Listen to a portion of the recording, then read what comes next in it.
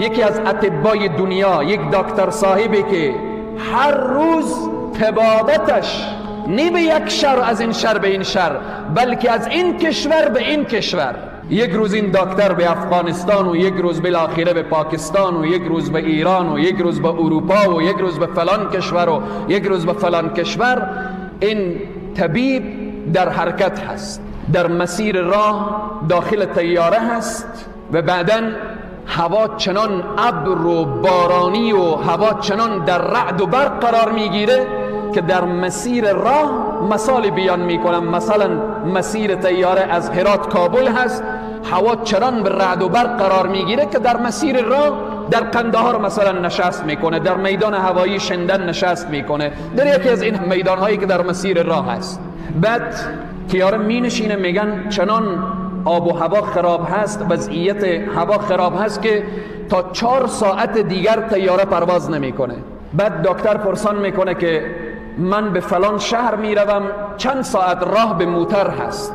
میگوین 2 ساعت راه میشه.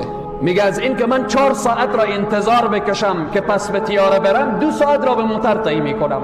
به موتر می نشینه، حرکت میکنه، در مسیر راه 1 ساعت میره، در یک دشت و بیابان قرار میگیره، چنان رعد و برق و باران فشار میاره که موتر هم میگرفته نمیتوانم.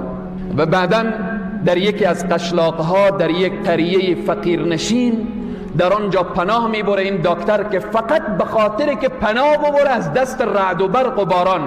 داخل یک خانه میشه، میبینه یک مادر پیرزال نشسته هست رو به طرف قبله و دست به دعا هست و بعداً یک فرزند مریضی در کنج خانه افتاده هست.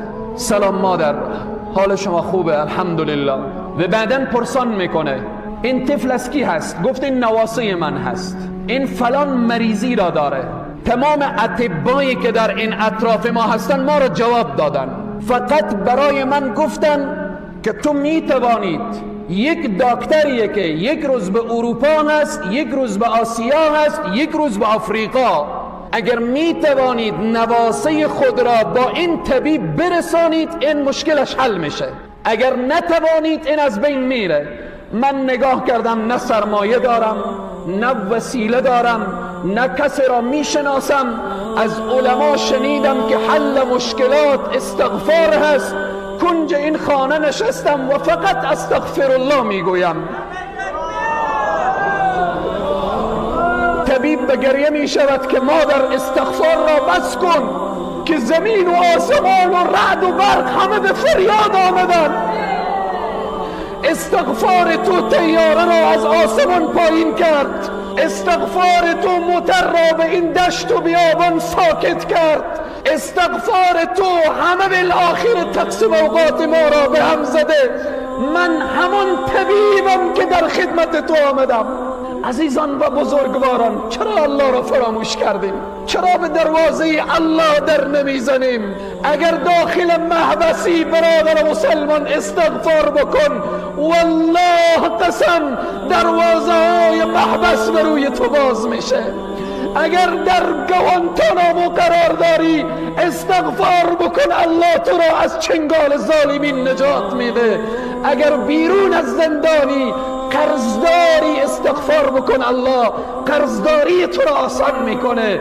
اگر اولاد نداری استغفار بکن، الله همه مشکلات تو را حل میکنه، چون به صراحت کامل الله برای ما وعده فرموده فقلت استغفروا ربکم انه کان غفارا یرسل السماء علیکم مدرارا ويمددكم بأموال وبنين ويجعل لكم جنات ويجعل لكم أنهارا ما لكم لا ترجون لله وقارا.